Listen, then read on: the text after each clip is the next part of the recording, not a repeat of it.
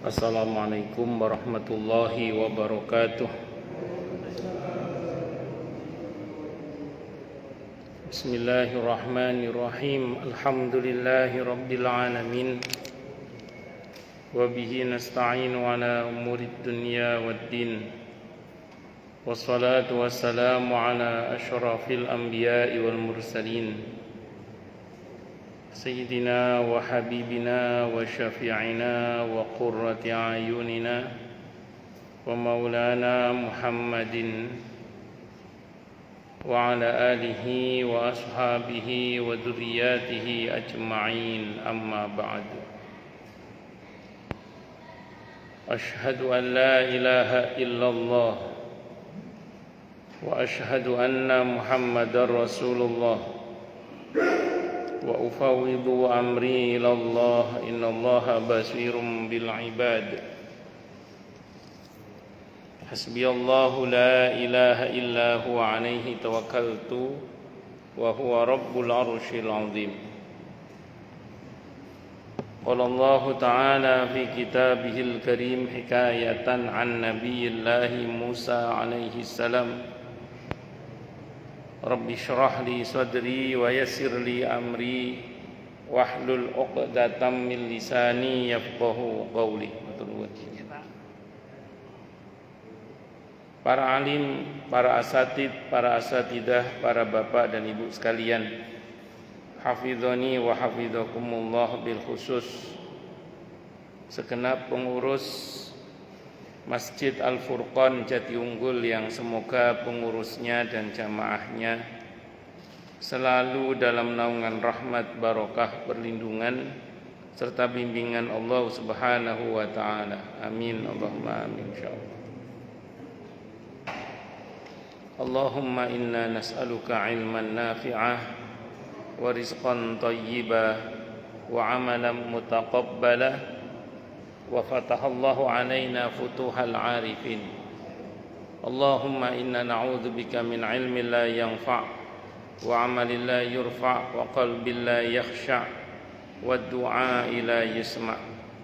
Allahumma ati anfusana taqwaha wa zakkiha anta khairu man zakkaha anta waliyuha wa maulaha. Allahumma barik lana fi Rajab wa Sya'bana wa ballighna Ramadhana, amin Allahumma amin insyaallah. Masih melanjutkan kajian kita kitab Riyadhus Shalihin karya Al-Imam An-Nawawi rahimahullah rahmatan wasi'ah wa rahimallahu ulama'al muslimin.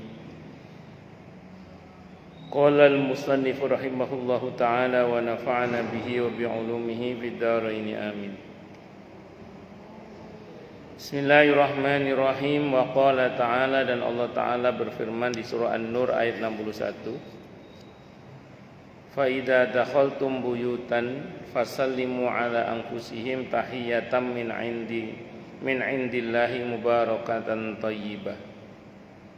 Maka apabila kalian memasuki suatu rumah dari rumah-rumah ini, hendaklah kalian memberi salam kepada penghuninya, salam yang ditetapkan di sisi Allah yang diberi berkat lagi baik, yaitu assalamualaikum warahmatullahi wabarakatuh. Jadi kalau mertamu medayo masuk ke rumah orang ngucap salam, adabnya masuk dari pintu depan, tidak boleh dari pintu belakang. Jadi kadang pintu depan gak dibuka, teriak-teriak sampai ke belakang. Sebenarnya nggak boleh itu sebenarnya. Karena tadi aturan dalam Islam itu kalau nggak ada janji kalau nggak ada janji sebelumnya, terus ngucap salam 3 kali nggak dijawab, pulang kalau kata Sayyidina Umar. Karena bisa jadi tuan rumah sedang tidak berkenan menerima tamu. Nggak usah terlalu maksain sampai ke belakang. Itu seperti itu, kecuali ada janji ya. Kalau ada janji, barangkali orangnya lagi ada di belakang rumah misalnya, dia nengok ke belakang, mungkin saja. Kalau di kampung biasanya begitu, kalau di kampung itu. Karena pertama di kampung itu kalau umumnya rumah kan nggak ada pagernya. Terus ya kadang kalau di depan nggak dibukakan pintu, nengok ke belakang karena memang di belakang itu dapur biasanya. Kalau di kampung ya, di kampung biasanya. Kalau di kota kan hampir setiap rumah ada pagarnya, sehingga tidak mungkin kita ke belakang. Apalagi bangunan tanahnya penuh dengan rumah, sudah nggak mungkin lewat samping atau belakang, nggak bisa. Biasanya kalau di kota, kalau di kampung masih bisa. Gitu. Itu pun adabnya tetap dari depan, bukan dari belakang. Kalau nggak ada janji, jangan maksa ke belakang. Ya mungkin tadi orangnya sedang tidak mau menerima tamu. Wa qala ta'ala, dan Allah Ta'ala berfirman, wa idza huyyitum bi tahiyyatin fahayyu bi ahsana minha aw rudduha. Surah An-Nisa ayat 86. Apabila kalian diberi penghormatan dengan suatu penghormatan, maka balaslah penghormatan itu dengan yang lebih baik daripadanya, atau balaslah penghormatan itu dengan yang serupa dengannya. Assalamualaikum, waalaikumsalam, itu minimal. Yang paling bagus tambahi Assalamualaikum, waalaikumsalam warahmatullahi. Assalamualaikum warahmatullahi, waalaikumsalam warahmatullahi wabarakatuh. Apalagi dari awal kita udah jawab lengkap, waalaikumsalam warahmatullahi wabarakatuh. Udah, itu bagus banget. Kalau orang yang lengkap kan Assalamualaikum warahmatullahi wabarakatuh, ya sama. Waalaikumsalam warahmatullahi wabarakatuh. Dalam Islam begitu ya. Kalau kita diberi kebaikan dalam bentuk salam tadi, jawab dengan yang serupa, jawab dengan yang lebih baik, minimal serupa. Menjawab salam hukumnya fardu kifayah. Jadi menjawab salam hukumnya apa? Fardu kifayah. Sehingga kalau ada orang diucapi salam, kayak tadi saya ucap salam, satu pun gak ada yang jawab, semuanya berdosa. Tapi kalau satu saja jawab, itu sudah cukup. Saya pernah ditanya oleh jamaah begini, katanya salam itu sebelum ngomong, Ustaz. Assalam qoblal kalam. Berarti kalau sudah ngomong terlebih dahulu, salamnya gak wajib dijawab. Saya jawab, betul ada memang riwayat itu, cuman lemah. Bahkan lemah sekali. Yang sahih, yang betul adalah walaupun dia udah ngobrol terlebih dahulu, tetap ucapan salamnya wajib dijawab dalam pengertian dengan kadar fardu kifayah. Misalnya ada pejabat pidato, sebelum salam dia biasanya Bismillahirrahmanirrahim, kepada yang terhormat Bapak Gubernur, Bapak ini sekarang sempat terhormat, terus Assalamualaikum warahmatullahi wabarakatuh. Nah, baru mulai itu. Atau anak-anak santri biasanya itu, uhayyikum bitahiyyatil Islam wa tahiyyatul Islam, assalamualaikum. Ada anak santri kan kadang gitu. Boleh tidak apa-apa. Tetap wajib dijawab. Wajib dijawab dengan fardu kifayah. Cuman yang mengatakan tadi karena udah ada ucapan sebelumnya maka tidak wajib. Saya ulang, saya pernah baca riwayatnya ada memang, cuman lemah. Bahkan lemah sekali, pendapat itu lemah sekali. Itu seperti yang sahih adalah tetap wajib dijawab. Namun ada beberapa kondisi di mana salam boleh tidak dijawab. Jadi ada kondisi tertentu di mana salam itu boleh tidak dijawab. Salah satunya kata para ulama, kalau dijawab ada kemungkinan menimbulkan fitnah. Misalnya ada seorang cowok goda seorang cewek yang bukan mahramnya. Assalamualaikum cantik misalnya gitu. Goda, konteksnya menggoda. Kalau dijawab kan nanti responnya khawatir terjadi apa? Fitnah. Maka yang begitu nggak jawab nggak apa-apa, karena konteksnya khawatir terjadi apa tadi? Fitnah. Itu seperti itu. Atau kalau di dalam Tangkul Qaul Al-Hasis itu, kalau yang mengucapkan salam itu orang yang lagi berbuat maksiat, Orang main gaple judi maksudnya ya, bukan cuma main gaple judi. Terus kita lewat, Assalamualaikum Pak Diro. Itu nggak wajib dijawab. Kenapa? Karena dari orang yang sedang berbuat maksiat. Ada yang mengatakan begitu. Tapi ini pendapat ya. Nah, termasuk kalau kita lagi asik dalam zikir, dalam doa, tiba-tiba ada orang datang ucap salam, kita tidak wajib menjawabnya. Boleh tidak dijawab salamnya, karena kita lagi asik dalam zikir. Karena ada beberapa zikir tertentu itu yang kita belum boleh ngobrol sama orang lain. Kayak di habis sholat maghrib sama habis sholat subuh itu, Allahumma ajirni minan nar 7 kali kalau subuh. Kalau maghrib, Allahumma inni as'alukal jannah, Allahumma ajirni minan nar. Itu sebelum kita ngobrol sama orang.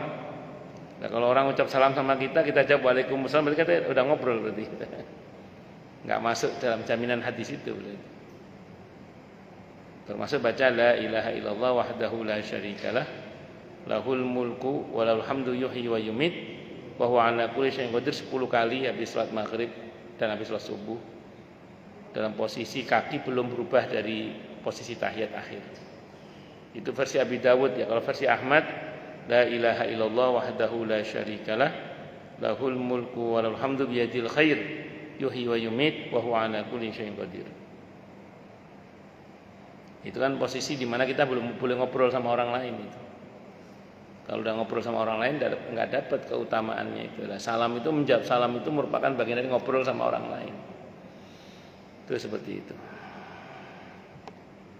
Termasuk saat sholat tidak boleh kita jawab salam orang, tapi boleh pakai isyarat. Dengan sholat sunnah, ada orang datang, Assalamualaikum Pak.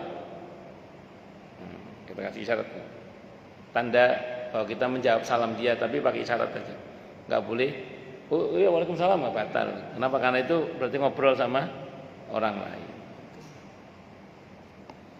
Wa qala ta'ala, dan Allah Ta'ala berfirman, hal ataka haditsu dhaifi Ibrahim al-mukramin idh dakhalu alaihi faqalu salama qala salam.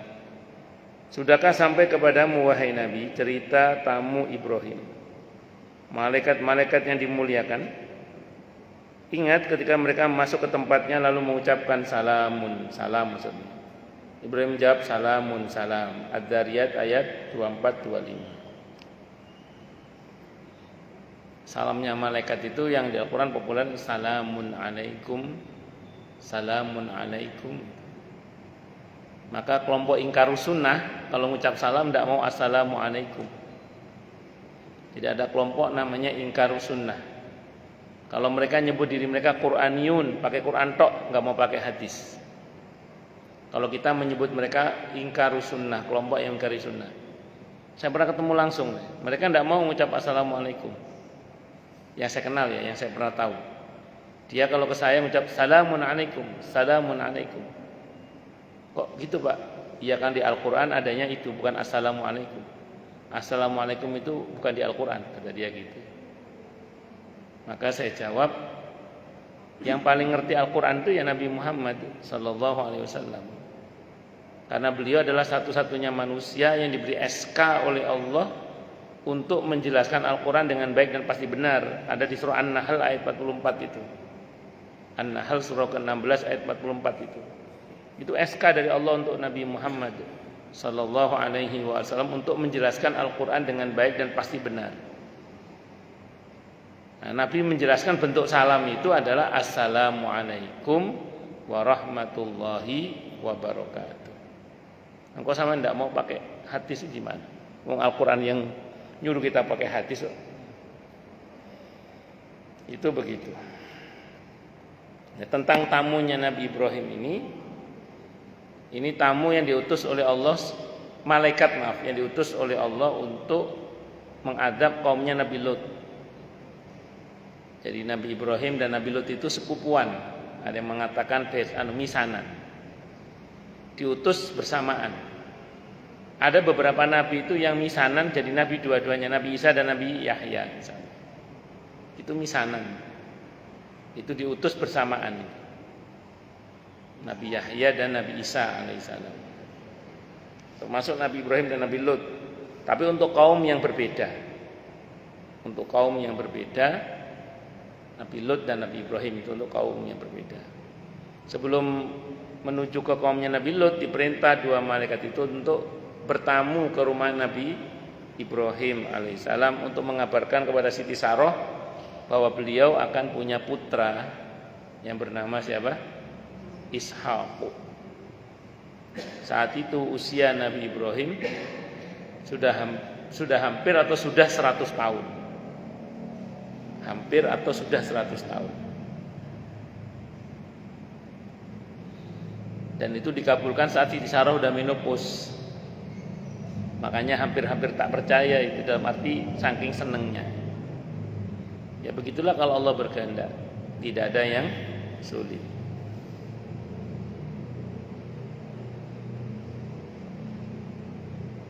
Itu ucapan salamnya malaikat, menunjukkan bahwa bertamu itu sunnah mengucapkan apa tadi? Salam.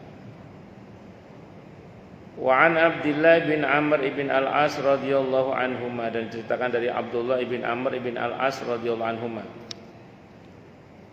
Anna rajulan, sungguhnya ada seorang lelaki sa'ala yang bertanya an-nabiyya kepada Nabi kita Muhammad sallallahu alaihi wasallam, ayyul islami khairun? Islam yang bagaimanakah yang paling baik itu? Qala, Nabi menjawab, berislam yang baik itu adalah tut'imut ta'am, engkau memberikan makan makanan, wa taqra'us salam, dan engkau mengucapkan salam,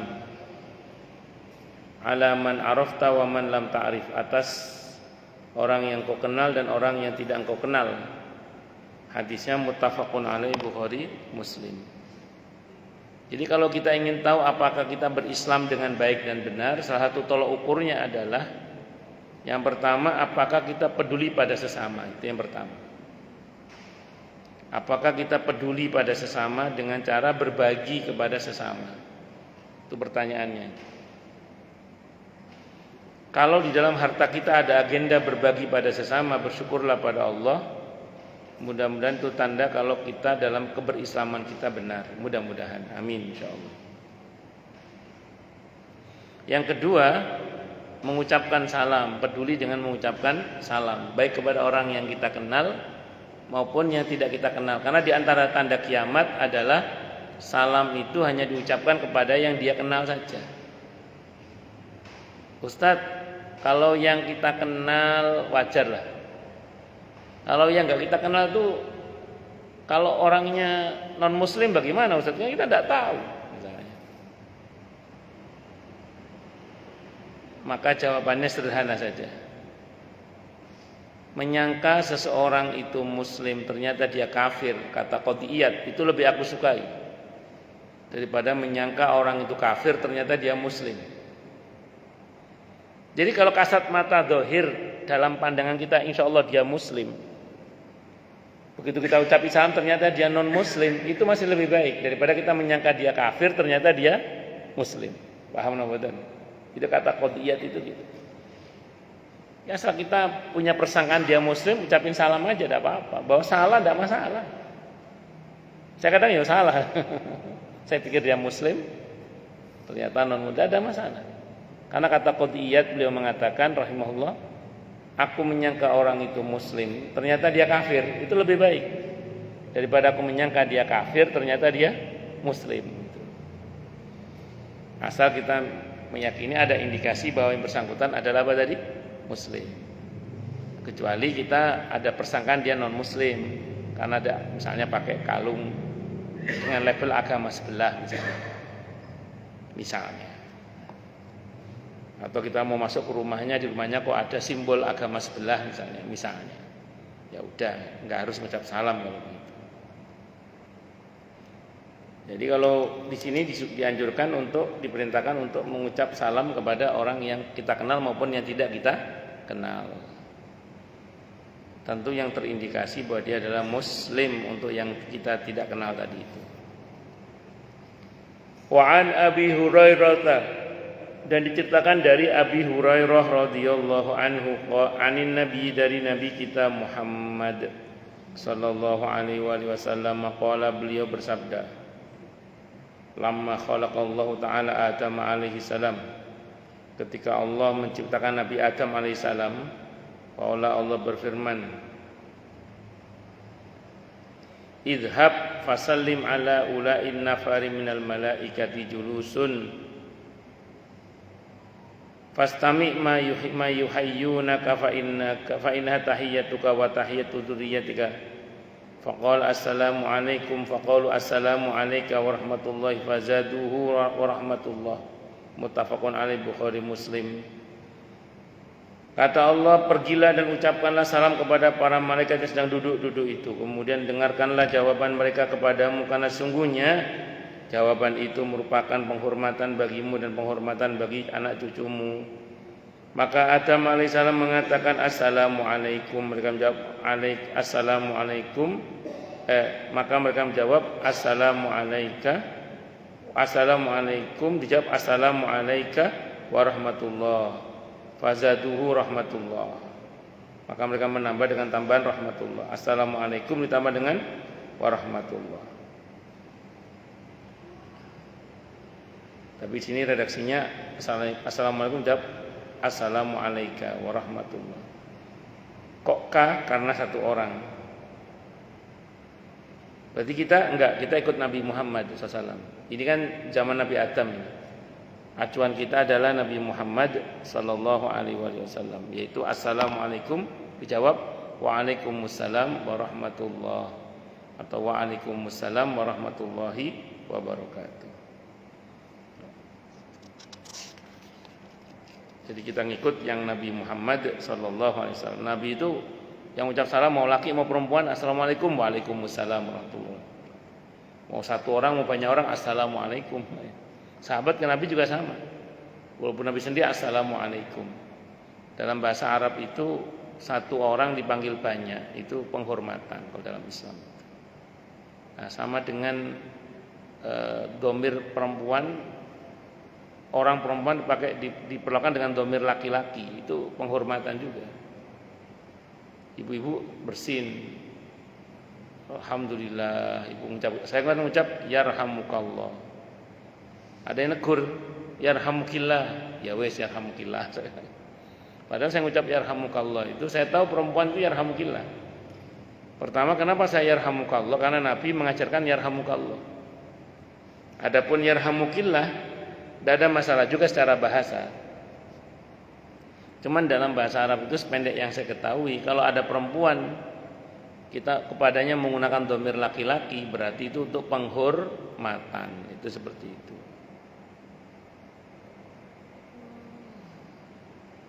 Itu seperti itu. Allahu Akbar. Jadi ini tak ada tambahan assalamualaikum jawab warahmatullah, ada tambahan warahmatullah. Ini sebelum saya lanjut, mumpung orangnya masih online, nanya ini. Assalamualaikum Pak Ustadz. Waalaikumsalam warahmatullahi wabarakatuh. Saya mau tanya, kalau kita perempuan lagi pendarahan, apakah boleh sholat baca Al-Quran zikir Pak Ustadz? Pendarahan apa dulu ini?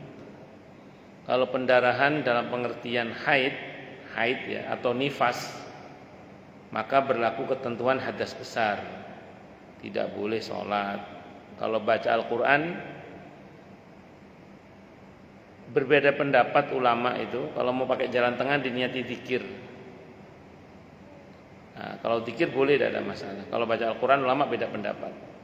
Tapi kalau mau boleh diniatkan zikir atau niat belajar boleh. Niat zikir atau niat belajar boleh, tidak apa-apa. Tapi kalau pendarahan yang dimaksud adalah istihadhah, darah penyakit, sudah waktunya suci, enggak suci-suci. Kalau pendarahan karena mens berarti tidak. Mens yang tidak, tunggu dulu. Mens yang tidak normal itu begini. Kalau misalnya ibu sudah 15 hari menstruasinya, maka hari ke-16 itu sudah dianggap istihadhah. Maka sudah harus mandi dan berlaku sebagaimana wanita suci. Itu namanya darah istihadhah, darah penyakit itu namanya. Kalau dia dalam bentuk bercak, kekuningan atau kecoklatan, bercak itu. Kalau itu keluar tidak pada waktu haid, abaikan, itu bukan haid. Tapi kalau dia keluar di masa haid, maka dia dianggap haid.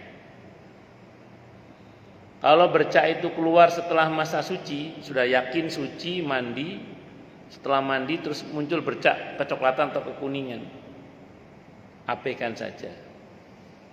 Itu tidak dianggap sebagai haid. Biasanya kalau agak berantakan begini menjelang menopause biasanya. Ngaten nggih, wallahu alam bishawab. Pun lanjut.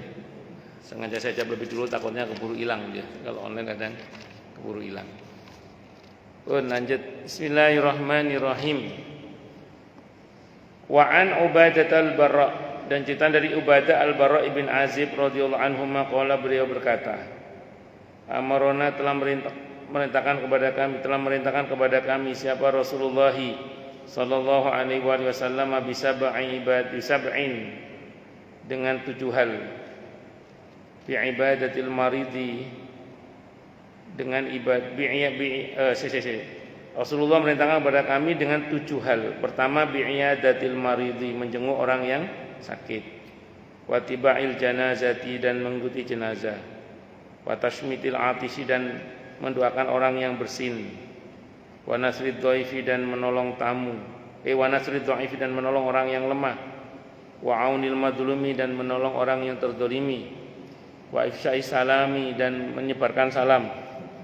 Wa ibraril muqsimi, dan menyebarluaskan salam dan menepati sumpah. Muttafaqun alaih, Bukhari Muslim. Hadza lafdhu ihda riwayatil Bukhari. Ini adalah lafaz versi salah satu riwayat al-Imam al-Bukhari rahimahullah. 7 yang diperintah oleh Nabi kepada kita. Yang pertama, menjenguk orang yang sakit.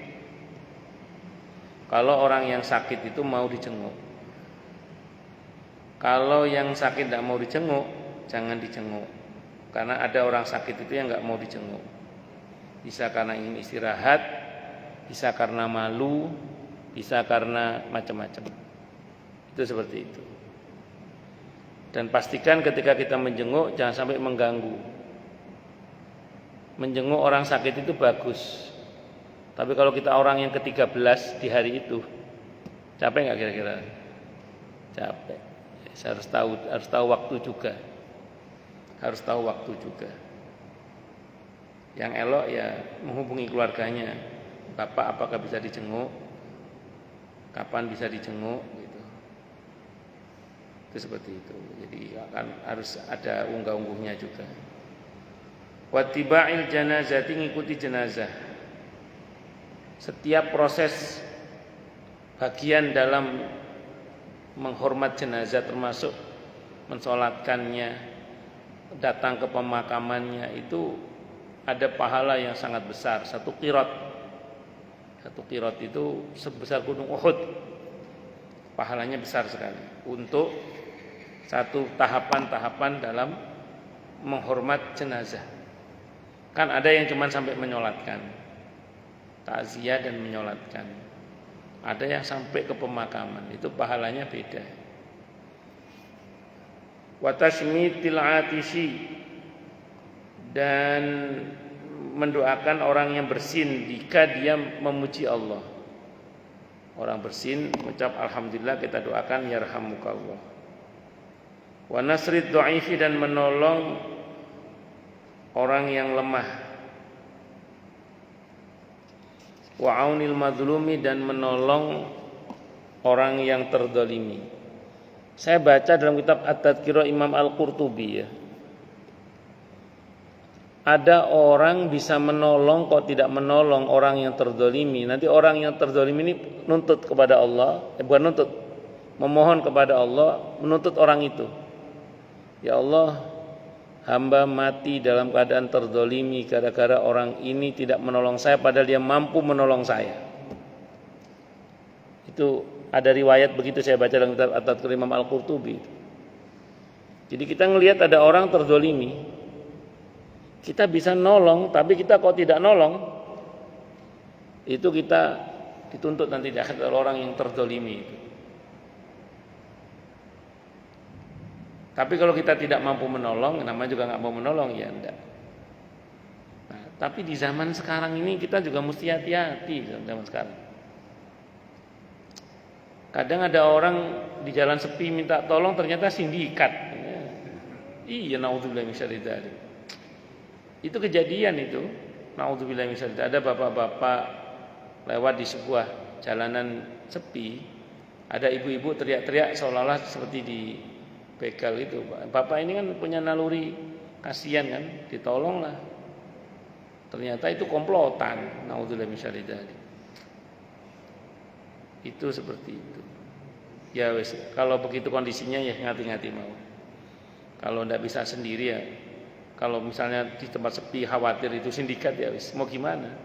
Mau kita juga nggak tahu kan. Allah Maha tahu, kita bukan cuek, tapi memang tidak punya kemampuan gitu, misalnya karena khawatir juga itu bagian dari sindikat. Itu seperti itu. Sekarang itu minta tolong aja dicurigai, apa mau nolong aja dicurigai orang kita. Karena saking banyaknya tindak kejahatan dengan dalih menolong. Saya pernah itu dalam satu habis belanja itu ada ibu-ibu sepuh bawa belanjaannya itu berat. Saya itu menawarkan diri mau saya bantu saya bawain, dipelototin saya itu. Saya baru ngeh, astagfirullah. Iya, bahwa ada sindikat memang modelnya gitu kan. Ada ibu tua belanja, ada yang nawarkan bawain barangnya, ternyata nanti ya ditipu ibu yang bawa itu. Saya ngeh, astagfirullah. Ya udah. Enggak saya tolong akhirnya. mau saya tolong saya dipelototin. Pernah naik bis kota itu, naik bis kota. Kan orang pada turun. Nah, saya duduk, ini ada ibu-ibu. Saat itu saya masih mahasiswa. Saya berdiri. Maksud saya silakan ibu keluar dulu, biar saya laki-laki belakangan aja. Tidak mau keluar, ngeliatin saya terus. Saya lihat dari kaca tampilan saya, ya Allah, tampilan copet kali ini. Kan masih mahasiswa saat itu, dapat rapi tampilannya. Ya sudah saya turun dulu akhirnya. Kadang zaman sekarang itu kan begitu, apalagi di kota. Di desa kadang juga sama. Allahu Akbar. Orang mau nolong kadang ya mikir-mikir juga. Kadang yang ditolong itu ternyata ya sindikat juga kadang. Terus gimana kalau begitu? Ya sewajarnya saja lah. Sewajarnya saja. Jadi kalau memang ada hal yang enggak wajar ya, yes, enggak usah dia. Semoga Allah selamatkan kita semua ya dari perbuatan menzalimi dan atau dizalimi. Amin Allahumma amin. Tapi kalau kita tahu betul ini orang terzalimi dan kita mampu menolong, kita harus menolong. Kalau yang tadi itu kembangan-kembangan yang kita tidak tahu lah ya. Karena yang pengalaman saya sudah itu. Itu ada orang misalnya berhenti di pinggir jalan, bergaya seperti orang yang lagi ada masalah. Ternyata begitu kita lewat lagi besok di situ, ternyata dia gitu lagi. Ya orang itu juga gitu. Oh, ternyata kayak dibuat. Ya begitulah. Susah menceritakannya. Macam-macam. Allahu Akbar. Terus kemudian menolong orang yang lemah. Maka dalam Islam kalau sampai kita tahu ada tetangga kita yang kelaparan, kok kita tidur dalam keadaan kenyang, itu disumpahi oleh Nabi enggak beriman. Naudzubillah min syarri dzalik. Tidak beriman seseorang yang tidur dalam keadaan kenyang sementara dia tahu tetangganya tidur dalam keadaan lapar. Maka pastikan tetangga-tetangga kita kalau kita tahu ya, jangan sampai tidur dalam keadaan lapar. Kalau di perumahan begini mungkin relatif kenyang lah tidur. Tapi kalau di perkampungan itu sangat mungkin loh orang tidur dalam keadaan lapar karena nggak punya yang dimakan.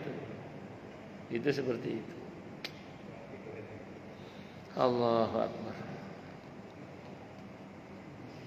Wa an Abi Hurairah radhiyallahu anhu, dan ceritakan dari Abi Hurairah radhiyallahu anhu, qala, beliau berkata, qala bersabda siapa Rasulullah sallallahu alaihi wasallam, la tadkhulul jannata, janganlah kalian masuk, la tadkhuluna al jannata hatta tu'minu billah, tidaklah masuk kalian al jannata ke surga, hatta hingga tu'minu kalian beriman, wala tu'minu dan tidaklah beriman, hatta tahabu hingga kalian saling mencintai.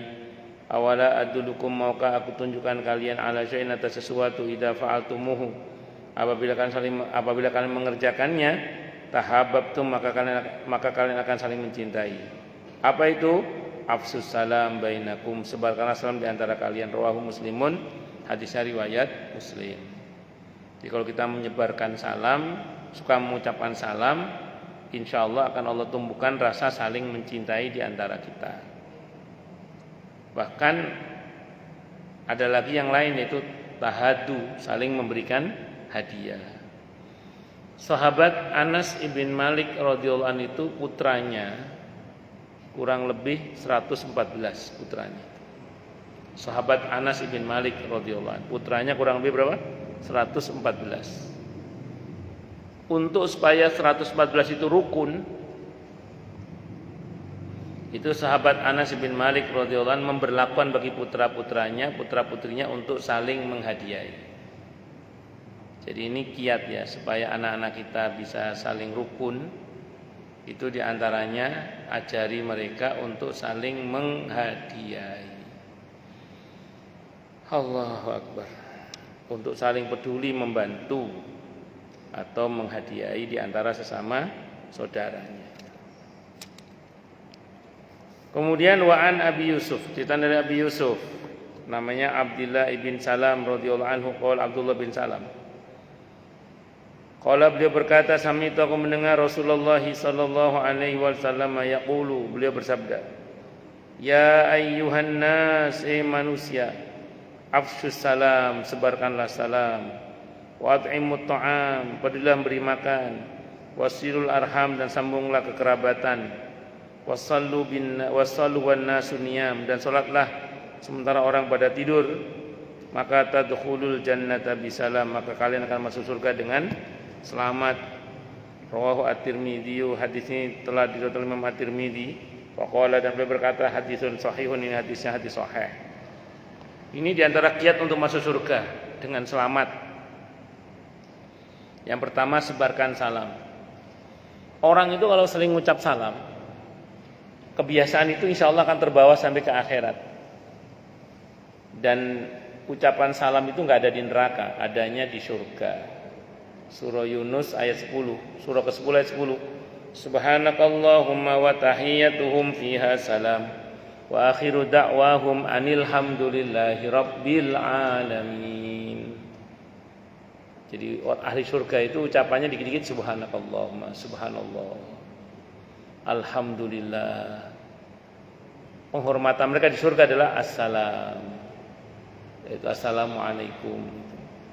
Nah, kalau kita biasa assalamualaikum, insya Allah keterusan sampai ke akhirat, dan itu tidak ada di neraka, adanya di mana? Di surga. Wa'at'imut ta'am, peduli memberi makan orang yang membutuhkan. Wasilul arham, dan menyambung rahim, kekerabatan. Orang yang senang nyambung kekerabatan itu, dia berarti senang nyambung rahmat Allah kepada dia. Saya itu ketemu, dan saya kenal lah, ada orang itu senang sekali nyambung kekerabatan, tidak senang putus kekerabatan. Beliau itu kalau ada masalah dengan adiknya, adik kandungnya kan kadang agak-agak gitu adik kandungnya. Beliau itu ngomong gini ke saya, bagaimanapun juga dia adik saya nggak mau rusak hubungan saya dengan adik saya. Itu beliau ngomong gitu. Terus kalau dizalimi oleh saudaranya, itu tidak sibuk membalas, sibuk diperbaiki terus. Itu nggak mudah itu. Dan saya menyaksikan orang-orang yang kuat silaturahimnya begitu itu. Saya melihat mereka ini husnul khotimah. Itu yang saya ceritakan tadi itu, beliau menurut saya husnul khotimah. Karena wafat di hari Jumat, mengeluhkan sakit pada perutnya dan terstatuskan masih sebagai orang yang sedang berjuang di jalan Allah karena sebagai ustadzah beliau itu. Jadi orang yang kuat silaturahimnya, beberapa orang yang saya tahu lah kuat silaturahimnya itu matinya husnul khotimah. Hati-hati yang suka bermusuhan ya. Nah, terus kemudian sholat malam itu merupakan bagian dari cara untuk masuk surga. Karena di antara ciri ahli surga itu apa? Perut mereka jauh dari tempat tidurnya saat malam itu. Perutnya jauh dari tempat tidurnya. Maksudnya apa? Banyak sholat malamnya. Waduh Ustaz, saya nggak masuk dong karena saya jarang, misalnya ya. Ya tenang, itu kan salah satu tandanya. Pakai tanda yang lain itu. Kan tanda yang lain banyak itu. Itu seperti itu. Wallahu a'lam bishawab. Berikutnya wa'anit Tufail. Ini biar nanti besok bab baru nih. Wa'anit Tufail dari Tufail Ibn Ubay ibn Ka'ab. Annahu sungguhnya beliau kan ada beliau ya'ti datang kepada Abdullah ibn Umar radhiyallahu anhuma fayaghdu ma'ahu ila suqi. Maka dia pun berjalan bersamanya menuju ke pasar.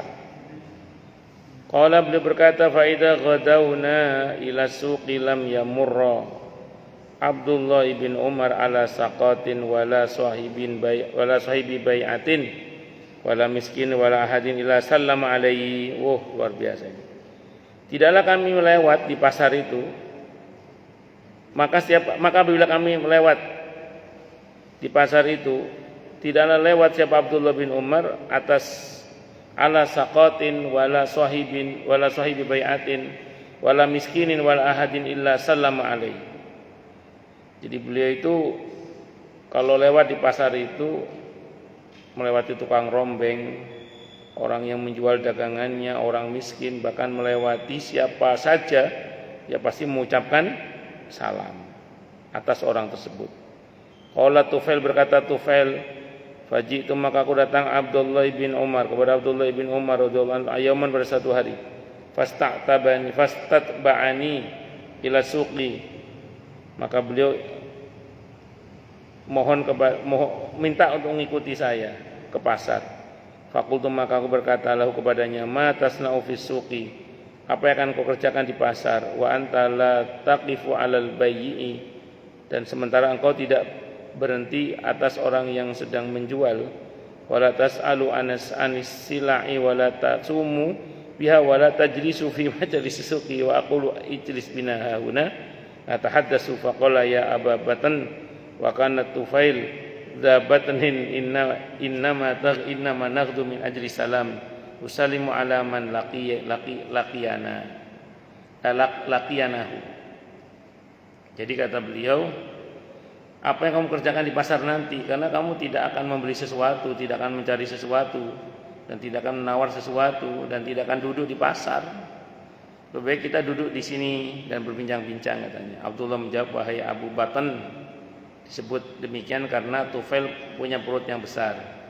Kita pergi ke pasar untuk menyebarluaskan salam. Kita mengucapkan salam kepada siapa saja yang kita jumpai. Hadis riwayat Malik dalam Al-Muwatta dengan sanadnya. Jadi ada orang begitu itu. Di antaranya Abdullah ibn Umar radhiyallahu anhu. Wallahu alam bishawab.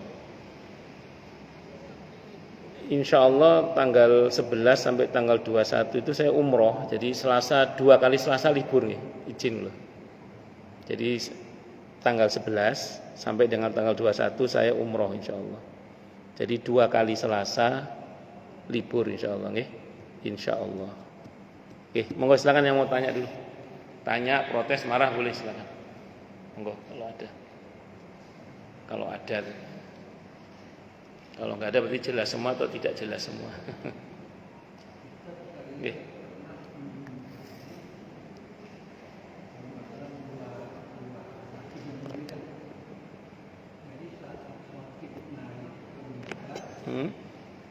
dia beda sama motif kita pendukungnya. Dia mengucapkan itu kami itu dia dulu terus mengaji ajar. Jadi cukup salam itu aja ucapan dan itu kaget juga saya bersama dengan ternyata ada masjid yang lain begitu juga. Nah itu sepertinya tidak mengikuti salamnya Rasulullah. Motif-motif kita kan rata-rata salam itu. Pak Haji pernah nanya, kenapa, apa alasan beliau? Gak kenal ya. Ya secara hukum tetap sah khutbahnya, karena mengucap salam itu tidak wajib. Saya pernah satu saat khutbah Jumat di masjid tertentu, saya berhalangan. Saya pulang kampung, seingat saya. Pulang kampung, saya minta teman gantiin khutbah. Pas saya ngajar di masjid yang dimaksud, jamaah pada ngomong ke saya, itu kemarin yang gantiin ustadz nggak ngucap salam itu. Dia langsung duduk gitu aja nggak ngucap salam. Kita juga bingung gitu. Saya tanyakan, dia lupa, grogi, dia lupa kalau yang itu. Nah ini ngucap salam, assalamualaikum, secara hukum sah. Tidak ngucap salam pun sah. Cuman ya tadi memang ada yang kurang memang. Nah adapun salam assalamualaikum itu berarti beliau menggunakan sekurang-kurangnya salam. Sekurang-kurangnya salam. Gak populer sih memang. Wallahu a'lam bishawab. Nggih. Monggo yang lain silakan.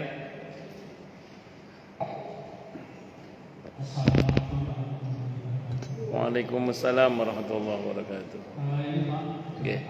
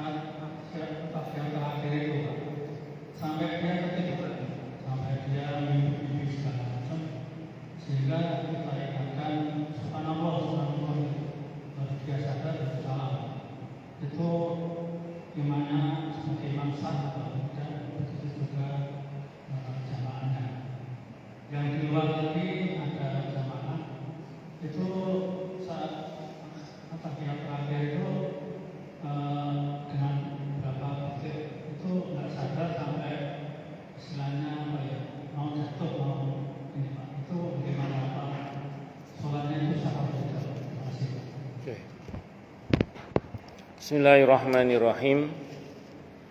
Yang pertama tadi ada orang bertamu, terus yang ngucap salam, kita nggak mau terima gitu.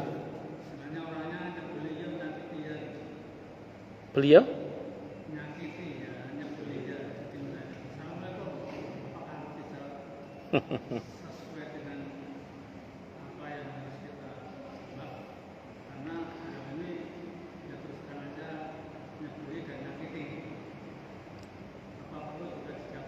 Kalau saran saya, kalau dia seorang muslim, tetap penuhi haknya sebagai seorang muslim, sebetapapun kita kesel.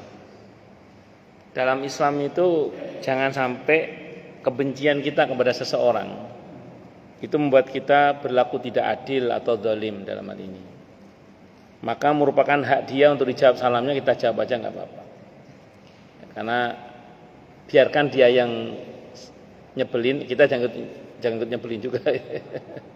Jadi kalau saran saya tetap dijawab mawon, karena bagaimanapun juga itu hak dia untuk dijawab. Saya ulang tadi, dalam Islam kebencian kita pada satu kaum tidak boleh lantas membuat kita untuk berlaku tidak adil. Artinya tidak boleh kita berbuat zalim. Ya kesel sih kesel, tidak apa-apa, cuman ya itu. Waalaikumsalam. Kita jawab waalaikumsalam warahmatullahi wabarakatuh. Ngerti nggih? Itu satu. Kemudian yang kedua, kalau duduknya duduk tahiyat akhirnya itu pantatnya imam itu nempel di lantai, itu tidurnya sih tidak membatalkan wudhu, sehingga sholatnya tetap sah ketika dia terbangun dan lanjutkan dengan salam itu. Asal tahiyat akhirnya itu nun sewu, bagian pantatnya itu nempel di lantai, tertutup lah. Tapi kalau yang model iftirosh, kan ada imam sholat subuh itu duduknya iftirosh, bukan tawarruk. Kalau duduknya tawarruk berarti kan pantatnya tidak menempel di lantai. Kalau tidak menempel di lantai begitu, tidur itu membatalkan wudhu. Kalau batal wudhunya berarti batal sholatnya. Maka makmum mengingatkan beberapa kali, kok ada indikasi imam tidur, maka hendaklah makmum segera mengambil sikap mufaraqah munfarid. Ya Allah, saya pisah diri dari imam ini, langsung salam duluan. Jangan nunggu imam salam, kita salam duluan. Pertanda bahwa kita memisahkan diri dari imam tersebut supaya sholat kita tidak batal. Karena imamnya batal karena tidur gitu. Tapi kalau itu tipe sholat yang wajib berjamaah kayak sholat Jumat, itu agak repot juga itu. Kalau tiba-tiba makmum maju menggantikan imam kan tidak mungkin, imamnya masih ada di depan udah tidur. Kecuali memang imamnya meninggal, itu beda bab nanti. Kalau untuk sholat subuh kan bisa munfarid sendiri, bisa ada masalah. Itu maka lihat duduknya, Pak. Kalau duduknya dia tawarruk itu kan biasanya pantatnya nempel di lantai gini.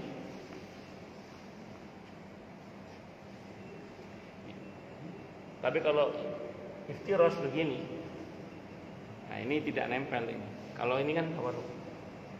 Kalau nempel begini, insya Allah kemungkinan tidak batal. Itu seperti itu. Tapi ada juga yang mengatakan batal bisa jadi karena memang yang dimaksud dalam fikih tidak batal itu kan duduk bersila itu. Tarobbu kayak gini ini, tarobbu. Tapi intinya kalau pantatnya nempel di lantai kayak saya duduk begini ini tidak batal. Tapi kalau tawarruk itu keangkat pantatnya itu. Nah, yang kedua di Fathul Mu'in itu ada penjelasan begini, Pak. Kalau dia tidur tapi kupingnya masih mendengar, itu tidak batal wudunya. Jadi ada orang itu seliutan tapi kupingnya masih mendengar. Kupingnya masih mendengar, ada suara-suara masih mendengar lah. Orang teriak subhanallah dia masih mendengar, cuman dia nggak bisa respon karena saking ngantuknya. Tapi dia mendengar itu. Nah, kalau masih mendengar begitu, berarti belum batal wudunya dan masih sah sholatnya, nggak ada masalah. Jadi yang tahu ya imam sendiri. Dia saat makmumnya teriak subhanallah subhanallah itu, dia dengar apa tidak gitu. Kalau dia sempat tidak dengar dan betul-betul dia blank, tidak ingat apa-apa sama sekali, berarti sudah tidur betul. Dan posisi duduknya bukan tawarruk tapi iftirosh, bisa saja batal itu sholatnya. Begitu. Kalau saran saya untuk makmumnya, kalau tahu imam ada indikasi tertidur, segera munfarid aja. Saya pisah dari imam ini, salam duluan, assalamualaikum. Tetap dapat pahala jamaah insyaallah. Untuk makmumnya ya. Imamnya kalau terbukti beliau tidur harus mengulang sholatnya berarti. Itu untuk imamnya harus mengulang sholatnya kalau terbukti dia tidur. Tapi kalau imamnya ngomong, enggak kok tadi saya enggak tidur, makmum cukup percaya, enggak usah mengulang sholat. Tapi kalau imamnya, kalau dia ternyata dia bohong, dia yang berdosa. Karena makmum tidak wajib mengulang sholat karena imamnya ngakunya apa? Enggak kok saya enggak tidur tadi, masih dengar saya. Ya wis. Sudah berarti. Tapi kalau imamnya ternyata bohong, ya urusan dia dengan Allah. Makmum tidak tanggung jawab makmum itu. Ngaten. Wallahu a'lam bishawab. Jadi imamnya itu saya tanya Pak, kok lama banget sampai nggak salam-salam kenapa? Dia cerita bahwa dia saat itu mimpi, jadi mimpi ketemu sama orang tuanya yang meninggal. Dia bicara, banyak bicara sehingga dia sampai oh, mimpi berarti tidur berarti. Kalau mimpi berarti tidur berarti. Ya sudah, kalau tidur berarti clear. Kalau maaf duduk tahiyatnya pantatnya nempel di lantai, nutup ngincep di lantai gitu ya, insya Allah sih tidak batal. Tapi kalau tawarruk, yang tawarruk tadi itu bisa jadi batal karena posisi pantat terangkat itu kalau tawarruk. Kalau iftiros, kalau tawarruk kan nempel di lantai. Itu pun nempel di lantai yang betul itu kayak gini sebenarnya, yang utuh begini, atau yang bersila begitu. Itu begitu. Itu baru tidak batal.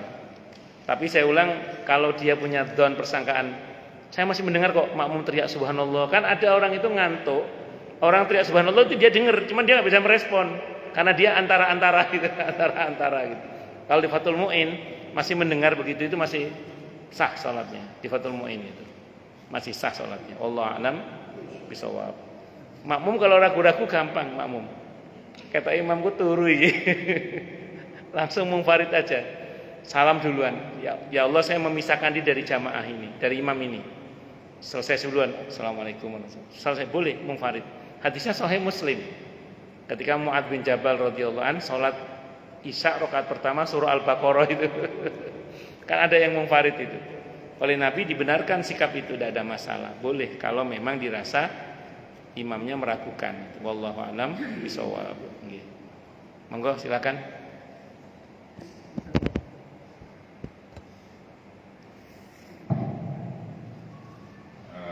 Terima kasih Pak. Oke. Waalaikumsalam warahmatullahi wabarakatuh. Ini pertanyaan dibuka oleh Pak Siro tentang imam ini Pak Ustaz. Ini perlu kita lanjutkan dengan pertanyaan Pak Siro tadi. Kita mempunyai beberapa imam yang mempunyai kompetensi yang relatif berbeda. Ada yang fasih dalam masa turunnya, kemudian tajwidnya benar. Dan ini sebenarnya relatif fasih. Ada yang bisa terdapat mereka. Nah, manakala kita yang mendapatkan imam yang menurut kita sebagai makmum yang kurang fasih, terutama sekali membaca surah Al-Fatihah misalnya. Padahal ada di antara jemaah yang lebih fasih. Ya, nah ini fenomena ini yang terjadi pada saat maafnya universitas ini terjadi seperti itu. Ya, dan kita dilematis untuk mengambil suatu sikap. Ya, karena kita di organisasi bukan struktural, kalau struktural ya jelas, tapi tidak begitu. Di rumah nanti ada orang tua. Nah ini yang terjadi Pak Ustaz, yang terjadi di universitas kita. Mungkin Pak Ustaz bisa memberikan solusi terbaik. Apa yang harus kita lakukan dengan kompetensi daripada imam yang berbeda-beda tingkat kemampuannya, kefasihannya, terutama sekali yang masa terurus, ya. Kemudian juga tajwid di dalam membaca surah Al-Fatihah yang mana ibadah sangat salah. Terima kasih Pak. Nggih. Satu hal yang memang agak sulit itu adalah menyadarkan orang untuk sadar diri. Itu memang tidak mudah. Di beberapa tempat sampai sepuh banget itu masih nggak mau digeser juga. Iya. Pokoknya nunggu beliau meninggal baru ganti imamnya itu. Saya itu teringat kakek saya, Allah yarham kakek saya. Kakek saya itu, beliau itu imam musola di tempat beliau tinggal. Karena memang rumah beliau nempel dengan musola. Sekarang oleh ibu saya diwakafkan, Allah yarham, ibu saya mewakafkan musola itu. Itu dulu kakek saya jadi imam. Saya masih ingat itu. Beliau itu gagah sekali jadi imam itu sampai di usia tertentu di mana beliau nggak mau jadi imam. Jadi beliau betul-betul nggak mau jadi imam karena beliau sadar diri. Ayo, yang banyak yang muda yang bacaan Qur'annya bagus itu yang harus tampil. Itu beliau. Nah, model orang begini ini nggak banyak. Nah, itu satu dulu. Yang kedua, akan lebih baik kalau memang sebuah masjid itu punya imam tetap sebenarnya. Jadi bukan imam rolling atau imam rawatib, imam rolling ya. Tapi ada imam rawatib yang itu imam tetap yang memang oleh masjid diplot ini imamnya gitu. Yang ada di jadwal itu kan imam rolling ya. Jadi gantian. Gantian. Ya saya baik sangka tujuannya kan supaya masjid ini makmur dan supaya beliau merasa memiliki masjid ini kan, saya tahu itu. Itu bagian dari metode dakwah lah. Saya kira tidak harus direvisi, tapi lebih kepada untuk dilakukan evaluasi saja. Jadi kalau memang dalam evaluasi tertentu misalnya ini tidak patut diletakkan di sholat jahriyah, ya kita ambil di posisi sholat sirriyah misalnya. Nah, tapi kalau kita bicara secara umum Pak Haji, ini rumus secara hukum ya. Selama bacaan wajibnya seperti Fatihah terutama Fatihah ya. Kalau surah kan tidak terlalu masalah. Selama bacaan wajibnya Fatihah itu tidak berubah maknanya, walaupun kurang fasih ya, tapi tidak berubah maknanya, insya Allah itu tetap sah sholatnya. Itu kata Imam Nawawi. Tapi dengan catatan bacaannya itu tidak merubah makna Al-Fatihah. Kan ada yang parah sampai berubah maknanya itu ya. Ini enggak, orang masih pahami Al-Fatihah. Itu insya Allah sih masih aman sebenarnya. Nah, memang kalau kita pakai pendapat yang sangat ketat, ini pendapat yang ketat dalam fikih yang mengatakan bahwa kalau ada orang yang bacaan Al-Qur'annya lebih baik, kok bermakmum kepada yang bacaan Al-Qur'annya tidak lebih baik, yang sampai fatal tadi ya, sampai fatal merubah makna, itu bisa batal sholatnya makmum. Kalau imamnya justru sah. Kenapa? Karena dia bisanya itu gitu. Makmumnya justru yang nggak sah. Kalau dia orang yang pintar baca Al-Quran bermakmum pada orang yang nggak pintar baca Al-Quran yang sampai berubah. Saya ulang, justru imamnya sah kalau imamnya itu. Kenapa? Karena dia bisanya begitu ya. Nah, sementara makmumnya kan bisa lebih bagus. Makanya saya itu kalau di mall, kalau disuruh jadi imam, sekarang saya mau. Dulu saya sering nggak mau.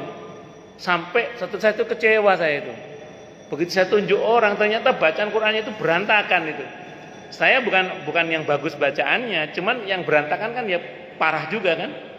Nah, sejak itu terus saya kalau suruh di mall itu, kalau lagi di masjidnya mall atau musolanya mall itu, kan kalau nganter istri belanja kan sholat kadang itu suruh jadi imam, mau saya sekarang.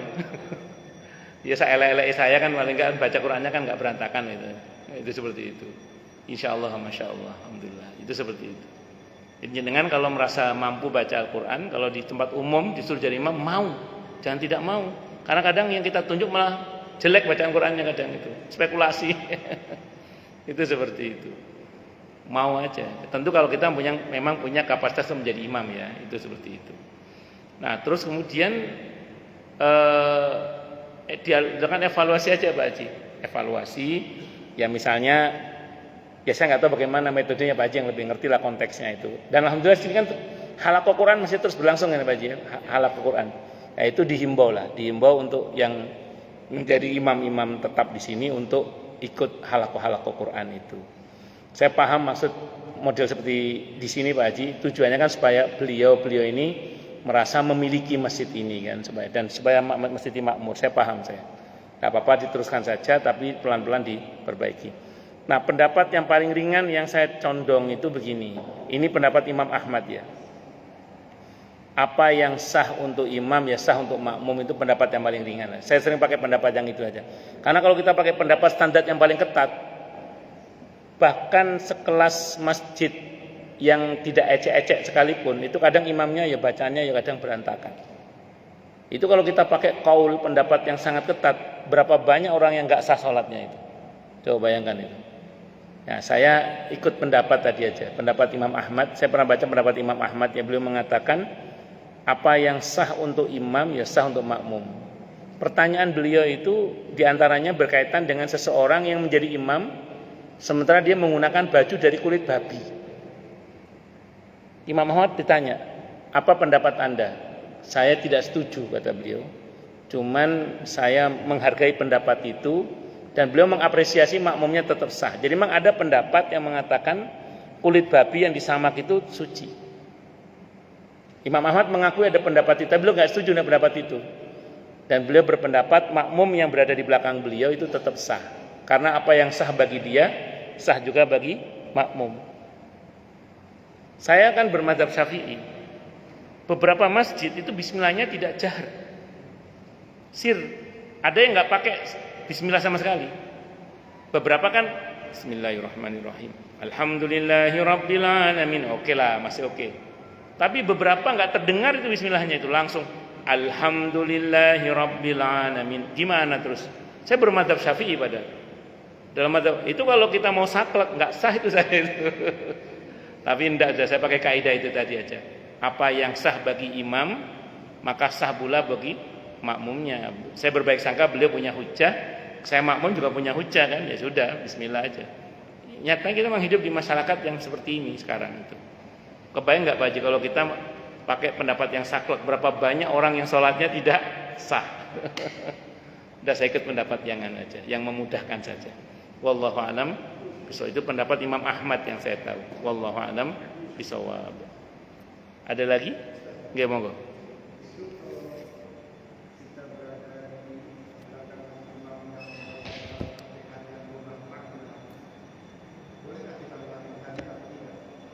Bolehkah?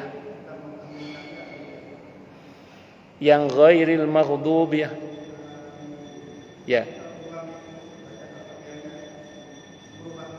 Bagus. Secara prinsip kita sebagai makmum tetap sunnah mengaminkan, tapi yang kita tekadkan adalah bukan mengaminkan bacaan dia, tapi mengaminkan Fatihah yang seharusnya gitu. Kalau bahasa sederhananya, dalam doa itu mungkin dia salah kata, tapi Allah kan tetap paham maksudnya dia. Mungkin kita pernah baca di Sahih Muslim ya, tentang seseorang yang berkata, terima kasih ya Allah, engkau adalah hambaku, aku adalah Tuhanmu. Itu Nabi sampai tersenyum menceritakan itu kan, al-kamakal. Saking senengnya dia karena onta dan perbekalannya yang hilang itu kembali itu. Dan Nabi menjelaskan Allah lebih senang lagi kepada seorang hamba yang bertobat melebihi senangnya orang itu. Dan itu diksi yang salah itu. Tapi diksi yang salah itu diampuni oleh Allah. Kenapa? Karena Allah paham maksudnya itu. Terima kasih ya Allah, engkau adalah hambaku, aku adalah Tuhanmu. Saking senangnya. Nah kira-kira begitulah, kira-kira begitu. Jadi yang kita aminkan bukan kesalahan dia dalam Fatihahnya, tapi yang kita aminkan adalah Fatihah yang seharusnya. Gitu. Wallahu a'lam bishawab. Karena sunnahnya makmum tetap mengucapkan amin. Itu seperti itu. Wallahu a'lam bishawab. Makanya saya sarankan untuk di tempat-tempat umum, kalau sekiranya kita ditunjuk menjadi imam, mau saja. Kalau sekiranya kita punya kemampuan ya untuk jadi imam ya, mau saja. Karena kadang yang kita tunjuk dari orang lain itu malah nggak jelas bacaannya kadang itu. Gitu. Saya dulu termasuk yang sering nggak mau si tunjuk itu. Lama-lama ketemu itu, waduh kok berantakan bacaannya. Ngerti yang ngono aku jadi imam ya. Sejak itu saya mau sekarang. Saya elek-elek aku kan sepindahan lah. Seperti itu. Cukup dulu. Baik, insyaallah 2 Selasa libur nggih Pak Diro nggih. Insyaallah mau umroh dulu. Insyaallah setelah itu baru masuk lagi. Kita tutup dengan hamdalah. Alhamdulillahirabbil alamin. Semoga kajian kita bisa bermanfaat, mubarakah fid dini wad dunya wal akhirah untuk kita, keluarga kita dan seluruh umat Islam semuanya, dan mudah-mudahan kita semua dijadikan oleh Allah sebagai orang-orang yang sukses dunia akhirat, selamat dunia akhirat, bahagia dunia akhirat, dan dipermudah setiap urusan kita oleh Allah fid dini wad dunya wal akhirah. Semoga Allah limpahkan hidayah selalu untuk kita, semoga Allah tingkatkan selalu hidayah untuk kita, dan semoga Allah berikan hidayah untuk siapapun yang melihat kita. Subhanakallahumma bihamdika asyhadu an la ilaha illa anta astaghfiruka wa atubu ilaik. Sallallahu alaihi Muhammad wa ala alihi wasallam. Saya mohon maaf. Assalamualaikum warahmatullahi wabarakatuh.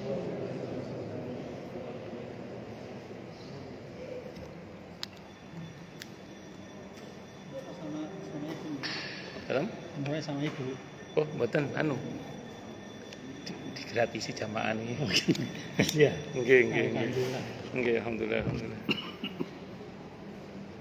Insyaallah nanti haji sama istri insyaallah. Insyaallah. Assalamualaikum. Ngapunten, ngapunten. Nggih. Nggih, Pak. Nggih, alhamdulillah, alhamdulillah, insyaallah, insyaallah. Amin, amin, amin.